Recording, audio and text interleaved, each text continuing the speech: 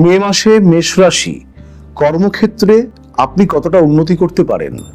যারা ব্যবসা করছেন, আদৌ কি আপনার মুনাফা আপনার ঘরে ঢুকবে? যারা দাম্পত্য জীবন কিংবা সম্পর্ক জীবনে যারা অতিবাহিত করছেন, তাদের কতটা মানসিক সুখ বৃদ্ধি হতে পারে?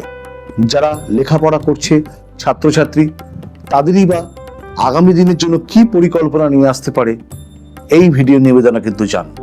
নমস্কার, আমি কৃষ্ণ ভারতী।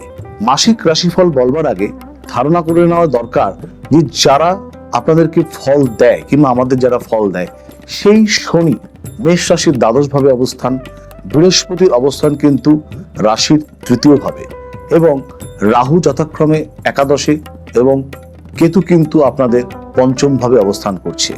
রবি আপনাদের রাশিতে আছে প্রায় 14 দিন থেকে 15 দিন। সেই 14 তারিখ থেকে মাসের অর্ধেক থেকে মঙ্গলের অবস্থান মেষ রাশিতে হবে। এই গোচরটার জন্য যারা বেতনভোগী কর্মচারী, আপনাদের কিন্তু হঠাৎ করে কিন্তু উন্নতি, পদমর্যাদা বৃদ্ধি, অতিরিক্ত দায়িত্ব এবং সেই দায়িত্ব সম্পন্ন করবার জন্য আপনারা কিন্তু পুরস্কৃত হতে পারেন।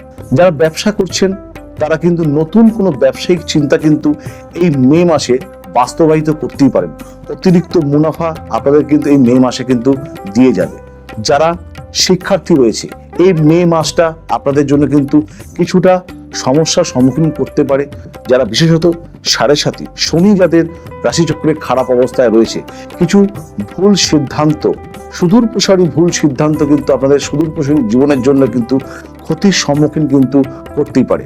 দাম্পত্য জীবন যারা অতিবাহিত করছেন, যাদের এখনো বিবাহিত জীবন সম্পন্ন হয়নি, এই মে মাসে কিন্তু আপনাদের কিন্তু অনেকটাই ভালো খবর কিন্তু থাকতে পারে।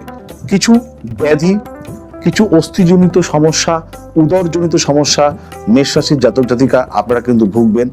খরচ কিন্তু বৃদ্ধি হতে পারে। কোনো রকমের ক্রয় এবং বিক্রয়, কোনো রকমের ট্রেডিং আপনাদের কিন্তু এই মে মাসটা অত্যন্ত ভেবেচিন্তে কিন্তু অগ্রসর হতে হবে।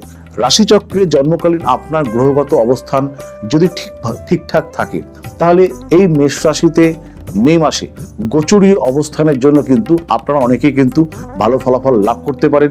শনি কিংবা বৃহস্পতি কিংবা মঙ্গল যদি রাশিচক্রে ভালো অবস্থায় না থাকে এবং তার সাথে রবি, তাহলে কিন্তু বেজায় বিপত্তি। জন্মচক্রে পূর্ণাঙ্গ নিরীক্ষণ করার অবশ্যই প্রয়োজন রয়েছে।